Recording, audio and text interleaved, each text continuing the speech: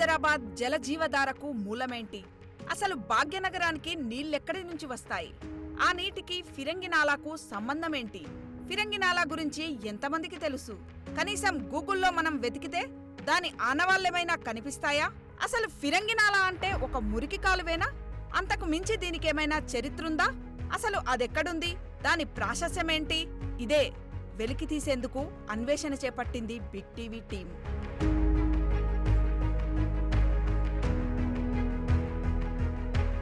మనము నేటి పాలకులు విస్మరించిన ఒక చారిత్రక కట్టడం వద్ద ఉన్నాం.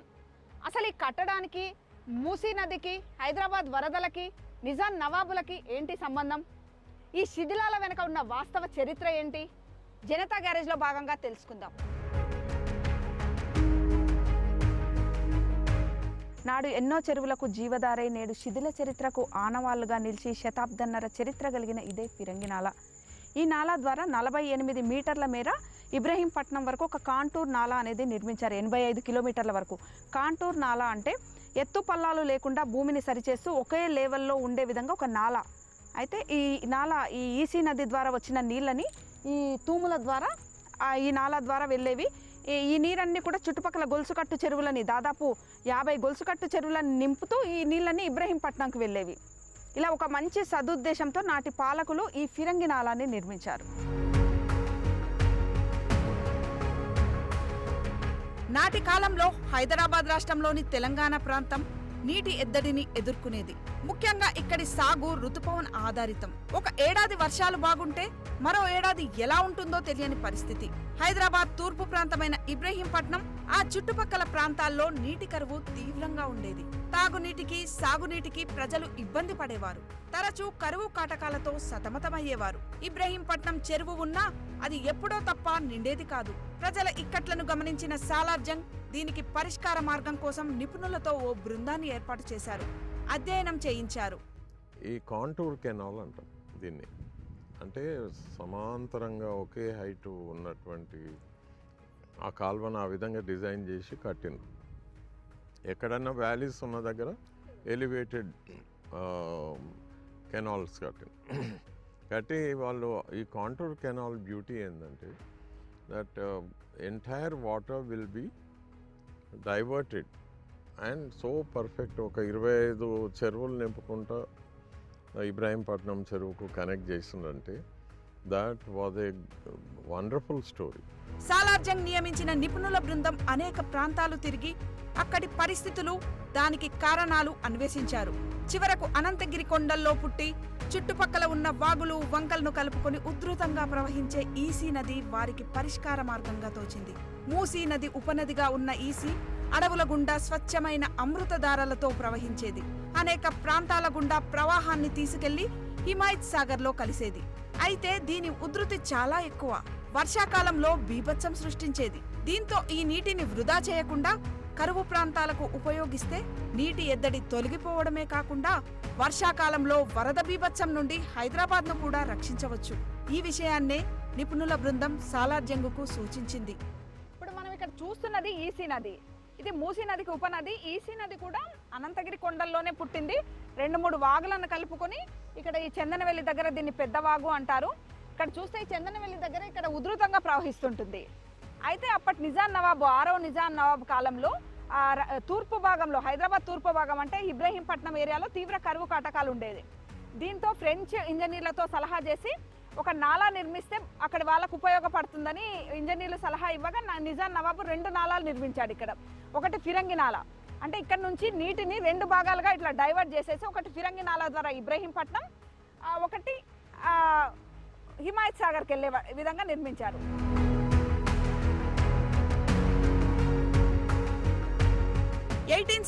లో ప్రారంభమైన ఈ ఫిరంగి నాలా అద్భుతమైన ఇంజనీరింగ్ పనితనానికి ఒక మచ్చుతునక. స్థానికులు దీన్ని కార్నాల కట్టగా పిలుచుకుంటారు. పూర్తి రాతి కట్టడంతో నిర్మించిన ఫిరంగి నాలా కట్ట పొడవు 1/2 కిలోమీటర్ పైమాటే, వెడల్పు 2.5 మీటర్లు. కట్ట కింది వైపున అనేక తూములు ఉన్నాయి. అనంతగిరి కొండల్లో పుట్టిన వాగుకి కడుమూరు వద్ద నుంచి వచ్చే వాగు తోడై ఈ పెద్ద వాగుగా మారుతుంది. ఈ పెద్ద వాగుని ఈసీ వాగు అంటారు. ఈ పెద్ద వాగు మీద చందనవల్లి గ్రామం ఇది. ఈ చందనవల్లిలో ఈ పెద్ద వాగు మీద నిర్మించిందే ఈ ఫిరంగి నాలా. ఇప్పుడు మనం చూస్తున్న వాటిని తూము అంటారు. అంటే ఈ వాగులు వర్షాకాలంలో ఎక్కువగా ఉధృతంగా ప్రవహిస్తున్న సమయంలో ఈ తూముల ద్వారా అంటే ఎక్స్ట్రా వాటర్ అంతా కూడా కిందికి వెళ్ళి వివిధ చెరువులన్నీ నింపుతుంది. ఇక మనం ఇవి చూడొచ్చు ఈ తూములని గిన ఈ కట్టని తూములని అన్ని పరిశీలించినప్పుడు చాలా స్ట్రాంగ్గా ఉంది.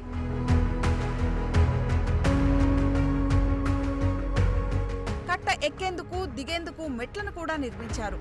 ఫిరంగినాలా నుండి నీటిని రంగారెడ్డి జిల్లా ఇబ్రహీంపట్నం వరకు పంపేందుకు 48 అడుగుల మేర వెడల్పుతో 85 కిలోమీటర్ల పొడవుతో ఒక కాంటూర్ కెనాల్ను నిర్మించారు. ఫిరంగినాలా నుండి వచ్చే నీరు ఈ కాంటూర్ ద్వారా సోలీపేట, పెద్ద చెరువు, చందనవెల్లి చెరువు, రామానుజాపూర్ చెరువు, పాలమాకుల చెరువు, శంషాబాద్ చెరువు, ఇంజాపూర్ చెరువు, కొత్త చెరువు మొదలుకొని ఇబ్రహీంపట్నం చెరువు వరకు దాదాపు 85 కిలోమీటర్ల మేర పారుతుంది. కాలువ పరిధిలో ఉన్న దాదాపు 25 పెద్ద చెరువులు, అనేక చిన్న చెరువులను నింపుతూ ఫిరంగినాలా నీరు ఇబ్రహీంపట్నం చెరువుకు చేరేది.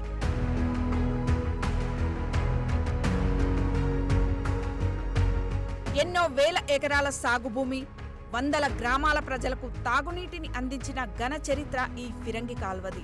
ఈ కాలువ ద్వారా హైదరాబాద్ పాత బస్తీకి వరద ముప్పు కూడా తప్పిందని చరిత్ర తెలుపుతుంది.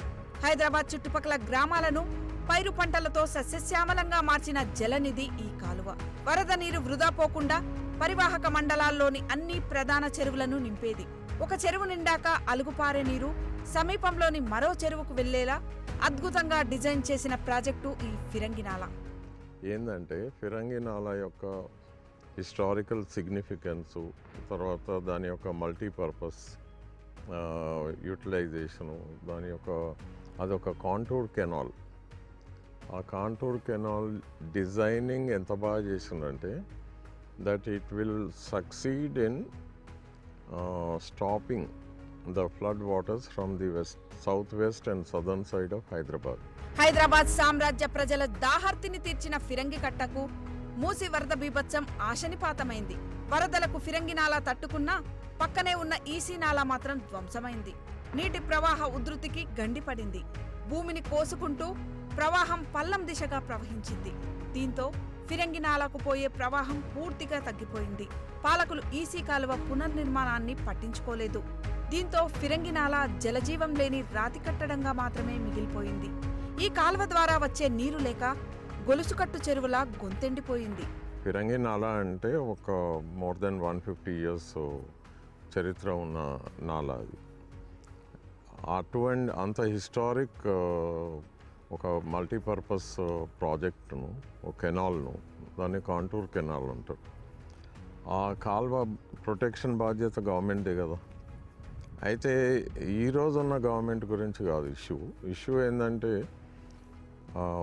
నిజాం టైంలో తర్వాత వచ్చినటువంటి అనేక గవర్నమెంట్స్, కాంగ్రెస్ పార్టీ తర్వాత వేరే గవర్నమెంట్స్ ఏవైతే వచ్చినాయో ఎవరు సీఎం అనేది ఇష్యూ కాదు. But executives have failed to protect what belongs to the people. ఇప్పుడున్న గవర్నమెంట్ లాస్ట్ 8 yearsలో మనం చూసినట్లయితే the degree of neglect is very high. Last 8 yearsలో ఎంత నెగ్లెక్ట్కు గురైందో అంతకుముందు మోర్ దెన్ 100 yearsలో కూడా కాలేదు.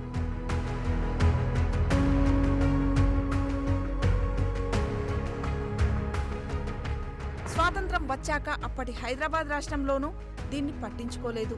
ఆ తర్వాత ఉమ్మడి ఆంధ్రప్రదేశ్లో పాలకులకు కృష్ణా, గోదావరిపై ఉన్న శ్రద్ధ రాజధానికి నీరందించే ఫిరంగినాలాపై లేకుండా పోయింది. 6 దశాబ్దాలకు పైగా సాగిన పాలకుల నిర్లక్ష్యం క్రమంగా ఫిరంగినాలాను కబలిస్తూ పోయింది. తెలంగాణ ప్రజలకు నిజాం నవాబు కానుకగా ఇచ్చిన కాల్వను వెంటనే బాగు చేయాలంటూ professor Kodarkar, professor KL Vyas, professor Purushottam రెడ్డిలు రైతుల తరఫున ఉమ్మడి ఆంధ్రప్రదేశ్లోని మానవ హక్కుల కమిటీని ఆశ్రయించారు. యాక్చువల్లీ హ్యూమన్ రైట్స్ కమిషన్ కన్నా ముందు దాని పేరు హ్యూమన్ రైట్స్ కమిటీ ఉండే, తర్వాత అది కమిషన్ అయింది. జస్టిస్ సుభాషన్ రెడ్డి గారు దాని చైర్పర్సన్. వారు ఉన్నప్పుడు నేను ఇంకో 2 ప్రొఫెసర్స్, ప్రొఫెసర్ కేఎల్ వ్యాస్ మరియు ప్రొఫెసర్ కోడార్కర్ ప్లస్ ఒక రైతు. ఆ రైతు ఎక్కడంటే ఎర్రకుంట అనే ప్లేస్లో ఈ ఫిరంగినాలా అక్కడి నుంచి పోతుంది. ఎర్రకుంట దగ్గర ఆ కుంట కింద భూమి ఆయనది. అది ఆక్రమణకు గురైతే కుంటలకు నీళ్ళు వస్తలేవు కనుక ఆయన యొక్క లైవ్లీహుడ్ దెబ్బతిన్నది. లైవ్లీహుడ్ లేకుంటే లైఫే లేదు కదా. అండ్ ఇష్యూ ఏంటంటే మేము అందరం కలిసి నలుగురం కలిసి హ్యూమన్ రైట్స్ కమిషన్లో కేసు వేసినాం. అధికంగా వచ్చిన వరద నీటిని మళ్లించే స్ట్రక్చర్సే ఇవి. ఒకటి వరద నివారణకి కట్టించారు, ఆ వరద నివారణకి ఏదైతే డైవర్షన్కి కట్టినారో దాన్ని సాగునీటి మంచినీటికి ఉపయోగానికి తీసుకొచ్చినారు. అందులో ముఖ్యంగా మనకి ఈ ఫిరంగి నాల, బల్కపూర్ నాల, ఈ రెండింటిని సక్సెస్ఫుల్గా మన రాష్ట్రం వచ్చిన తర్వాతనే మనం నాశనం చేసుకున్నాం. సరే, ఆంధ్ర పాలకులు ఉండి ఆంధ్ర పాలకులు ఉన్నప్పుడు తెలంగాణ నాయకులు లేరా ఆ క్యాబినెట్లో? పండుకున్నారా వాళ్ళు? తెలంగాణ వాళ్ళు కూడా కొంతమంది ముఖ్యమంత్రులు చేసినారు కదా, మరి ఏమైంది? 2003వ సంవత్సరంలో అప్పటి ముఖ్యమంత్రి చంద్రబాబు నాయుడు, ఆ తర్వాత అధికారంలోకి వచ్చిన ముఖ్యమంత్రి వైఎస్ రాజశేఖర రెడ్డి ఫిరంగి నాలా పునరుద్ధరణకు ఎన్ని నిధులు అయినా కేటాయిస్తామని హామీ ఇచ్చారు. కానీ అది మాటలకే పరిమితమైంది, అమలుకు నోచుకోలేదు. ఆ తర్వాత 2012లో విమలక్క పాదయాత్ర నిర్వహించారు, ప్రభుత్వానికి నివేదిక కూడా అందించారు. అయినా ఎలాంటి ఫలితం లేకుండా పోయింది.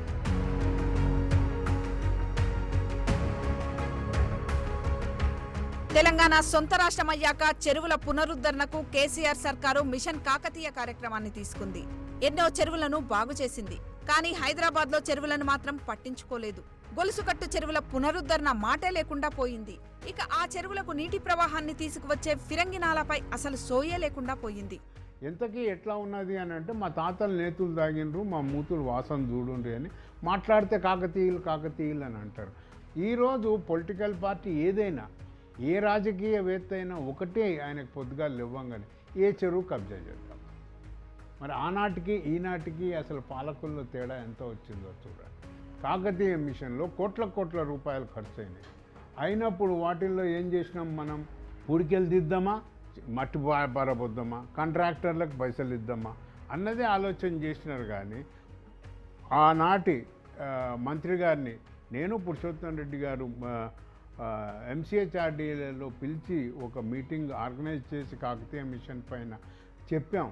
సార్, యూనివర్సిటీ స్టూడెంట్స్ని ఇన్వాల్వ్ చేయండి, పనిలో పనిగా రీసెర్చ్కి కూడా మీరు కాకతీయుల కార్యక్రమాలు పెంచండి. ఒక్క స్టూడెంట్కి కూడా సపోర్ట్ పోలేదు. ఆక్రమణలు జరిగితే వాటిపై ఆర్డినెన్స్ ఇచ్చి తొలగించడం సర్కారు బాధ్యత.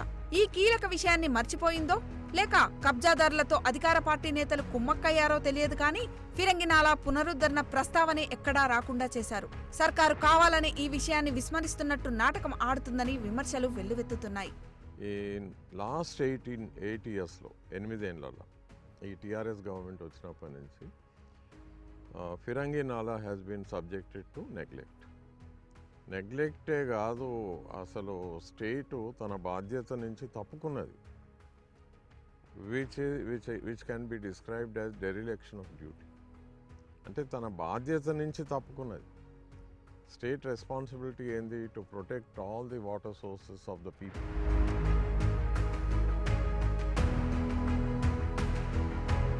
అంతేకాకుండా మిషన్ భగీరథతో హైదరాబాద్కు కృష్ణా జలాలు, గోదావరి జలాలు తెస్తామని వేల కోట్లు ఖర్చు చేస్తూ పోతున్నారు.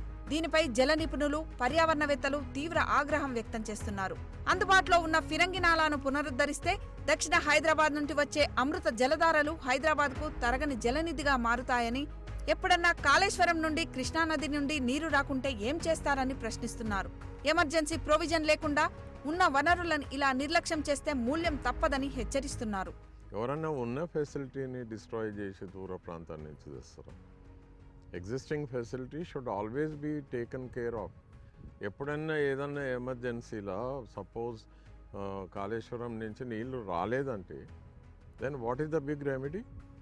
మనకున్న వనరులు కనీసం ఒక నెల రోజులన్నా ఈ సిటీ దాహార్తిని తీర్చగల ఎమర్జెన్సీ ప్రొవిజన్ అయితే ఉండాలి కదా.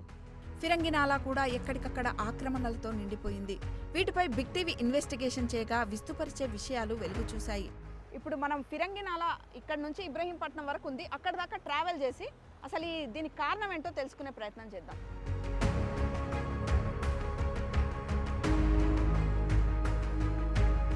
సోలిపేట, శంషాబాద్, గూడూరు, మహేశ్వరం, తుక్కుగూడ, ఇంజాపూర్, తుర్కయంజాల్, ఇబ్రహీంపట్నం వరకు ఎక్కడ చూసినా కూడా ఫిరంగినాల మార్గమంతా కబ్జాకు గురైంది. ఆక్రమణలు, అక్రమ నిర్మాణాలతో చాలా చోట్ల నాలా ఆనవాళ్లే లేకుండా చేశారు. ఎన్నడు మా తాతల ముందు తాతల నాడు జమానాల ఫిరంగి కాలువది. ఇయ్యాలది కాదు, నిన్నది కాదు. ధైర్యం ఉన్న వాళ్ళు దున్నుకున్నారు, ధైర్యం లేని వాళ్ళు ఊకున్నారు.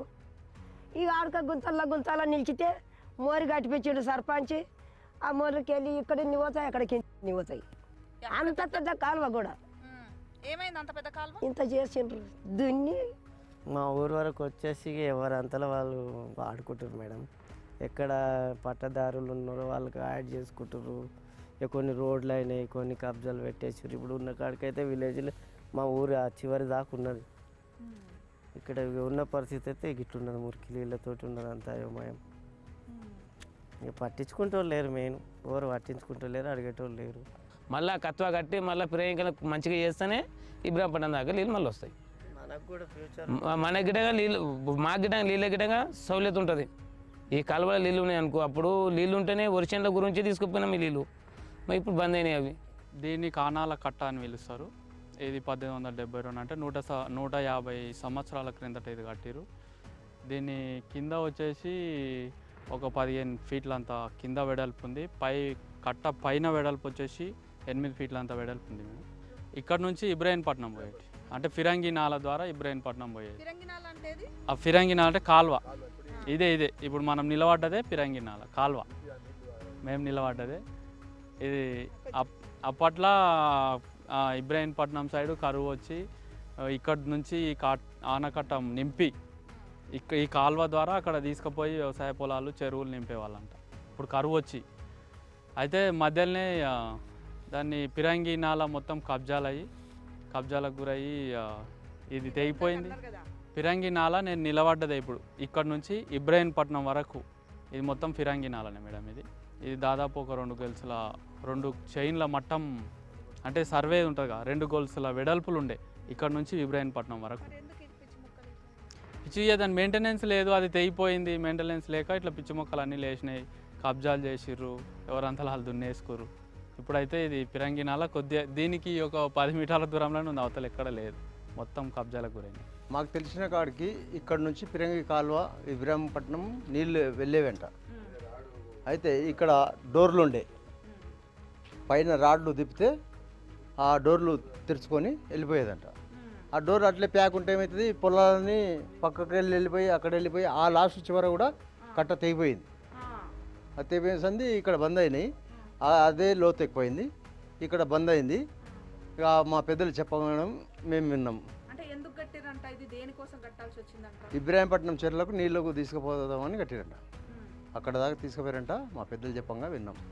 ఇది ఇటు నుంచి ఇంతవరకే ఉంది కాలువ, అవతల మొత్తం కబ్జాలు ఉన్నాయి. అందరూ దున్నేసుకుంటారు కదా మేడం, పడా ఉంటే ఏం చేసి గీనె చూడరాదు చెట్లు అట్లా దీన్ని పట్టించుకుని నాదులు లేడుగా. అంటే ఇబ్రహీంపట్నం అని వెళ్తుండే మేడం, అది కరువు ప్రాంతం కింద ఉండేనంట. కరువు ప్రాంతం కింద ఉంటే ఏమైంది, ఇక్కడ నుంచి నీళ్ళు తీసుకుపోయారు. ఇంతకుముందు ఉండేది, ఇప్పుడు ల్యాండ్ ఏం చేసింది, జనాలు ఎటోళ్ళు అటు పొలం తీసేసుకుర్రు. కొన్ని జాగాలనేమో ఉంది, కొన్ని జాగాలు లేదు. అయితే ఇప్పుడు ఇబ్రహీంపట్నం వరకు కొన్ని జాగాల్లో ఉంది, కొన్ని జాగాల్లో లేదు. అది అయితే ఏముంది, కొంతమంది మొత్తం కట్టని తీసేసిర్రు, ఏకంగా ప్రీకాస్ట్ చేసుకుర్రు, దాని కట్టలు లేకుండా వేసేసిర్రు. ఎందుకంటే దాన్ని పట్టించుకునే నాదులు ఎవరు లేరు. ఇందాక వేరే వాళ్ళు వచ్చారు, పెద్ద మనుషులు వచ్చారు, చూసుకుర్రు 4 సార్లు. చూసుకున్న వాళ్ళకి ఎవరికిట దాని గురించి ఇంట్రెస్ట్ తీసుకోలేరు. చూసిరా వెళ్ళిపోయిర్రా. ఇది తెగిపోయిన ప్రాబ్లం నుంచి ఒక్క మనిషి వచ్చి చాలామంది వచ్చిరా, చూసిరా, పోయిరా, వేరే సమస్యలు ఏం తీర్చలేరు. మనం ఇప్పుడు రామానుజపురం వద్ద గల ఫిరంగి కాల్వ వద్ద ఉన్నాము. ఇక్కడ చూస్తే కాల్వ ఆనవాళ్ళు అయితే కనిపిస్తున్నాయి. ఇప్పుడు చందనవెల్లి నుంచి ఇక్కడికి వచ్చే ప్రాంతంలో ఎక్కడ చూసినా కూడా ఫిరంగి నాలకు సంబంధించి ఆక్రమణలకు గురయ్యాయి. చాలా చోట్ల ఆ పక్క పొలాలు ఆ ఫిరంగి నాల స్థలాన్ని తమ పొలాల్లో కొంతమంది కలుపుకున్నారు. కొన్ని చోట్ల ఫిరంగి నాల మీద అక్రమ నిర్మాణాలు కూడా వెలిసాయి. నాలా కాస్త ఒక చిన్న మురికి గుంటగా మారిపోయిన పరిస్థితి కొన్ని చోట్ల ఉంది. కొన్ని చోట్ల వెడల్పుగా ఉన్నప్పటికీ అక్కడ పిచ్చి మొక్కలతో కనిపిస్తుంది.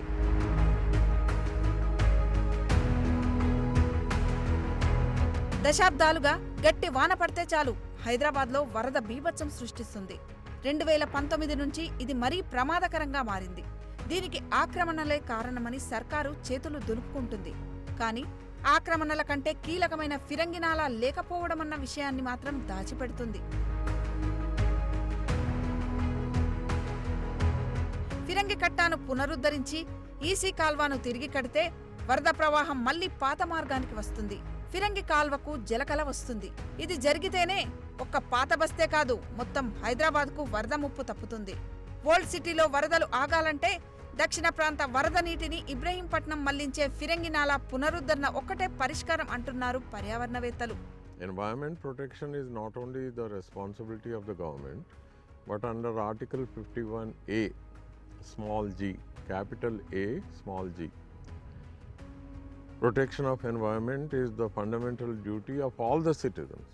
And ఈ రోజు ఇప్పుడు మీరు లాస్ట్ 5-6 years నుంచి చూస్తే neglect of Firangi Nala directly resulted in increasing flood of old city. Last అంతకుముందు ఎప్పుడు కూడా ఓల్డ్ సిటీ ఇంత ఫ్లడ్ కాలే, ఎక్సెప్ట్ 1908 తప్ప.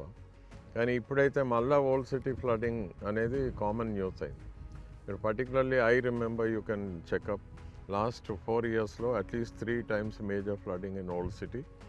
And the basic reason is from Errakunta, అంటే ఈ మన ఫిరంగి నాలా ఎక్కడెక్కడనైతే ఎంక్రోచ్ అయిందో అది ఫర్దర్గా నీటిని డైవర్ట్ చేయలేక ఆ నీళ్లు ఆటోమేటికలీ ఓల్డ్ సిటీకి వస్తున్నాయి. అండ్ ఇప్పుడు ఓల్డ్ సిటీ ఫ్లడ్డింగ్ ఆపాలంటే కంపల్సరీ ఫిరంగి నాలాను రెస్టోర్ చేయాలి. There is no other choice. Hyderabad old city ఫ్లడ్డింగ్కు గురవుతుంది, ఇంక్రీజింగ్లీ ఫ్లడ్డింగ్కు గురవుతుందంటే మరి ఓల్డ్ సిటీ వాళ్ళు దీని గురించి మాట్లాడతలేరంటే దెన్ వీఆర్ సర్ప్రైజ్డ్ దట్ ఈ దేశంలో యూనో మేము కొట్టుకపోతాం, మునిగిపోతాం, ఎవ్రీ ఇయర్ జరుగుతుంది, మా దుకాణాలు మునిగిపోతున్నాయి, కార్లు కొట్టుకపోతున్నాయి, ఒట్టిగా మాట్లాడతారే కానీ దాని సోర్స్కు వెళ్తలేరు. Old city cannot be protected without protecting Firangi Nala, అంత సింపుల్గా ఉంది. And government of Telangana is not worried about it. అంటే మనము, మన పాలక వర్గము, మన ఉద్యోగులు, ఇంజనీర్లు ఎందుకు పనికిరాని దద్దమ్మలు అన్నది అది చాలా క్షుణ్ణంగా మూసి మాటి మాటికి చెప్తుంది.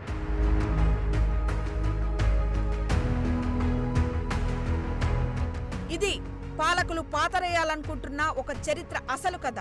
దాదాపు శతాబ్ద కాలంగా అజ్ఞాతవాసం అనుభవిస్తున్న ఫిరంగి నాలా వ్యధ. మళ్ళీ మనం మీలాంటి వాళ్ళు ఈ చరిత్ర పుటల్ని తిరిగేసినప్పుడు ఈ వరద నీటి కాలువలను ఏదైతే తీసుకొస్తున్నారో అన్నది అది భావితరాలకు తెలవాలా. ఇప్పుడు 50 ఇంజనీరింగ్ కాలేజీలు మన యూనివర్సిటీ సిటీ చుట్టూ ఉన్నాయన్నారు. ఎంతమంది ఇంజనీరింగ్ కాలేజీలో ఇంజనీరింగ్ స్ట్రక్చర్స్, వాటర్ మేనేజ్మెంట్ గురించి చెప్తున్న లెక్చరర్స్కే తెలియదు ఇది. ఇవంతా కూడా ఇంజనీరింగ్ స్టూడెంట్స్ వెళ్ళి విజిట్ చేయాలి, వీటిని పునరుద్ధరించడానికి వాళ్ళు ప్రాజెక్ట్స్ కింద తీసుకోవాలి కూడా. రాజులు పోయినా, రాజ్యాలు పోయినా తరతరాలు ప్రజలకు ఉపయోగపడాలని నాటి పాలకులు ఎంతో సదుద్దేశంతో నిర్మించిన ఫిరంగి నాలా లాంటి నిర్మాణాలు ఆక్రమణలు, అక్రమ నిర్మాణాలతో కుంగి కృషించి మురికి కాల్వ స్థాయికి దిగజారాయి. ఈ వైఫల్యం ఎవరిది? ప్రభుత్వానిదా, ప్రజలదా? కెమెరామెన్ సతీష్తో రమ, బిగ్ టీవీ, హైదరాబాద్.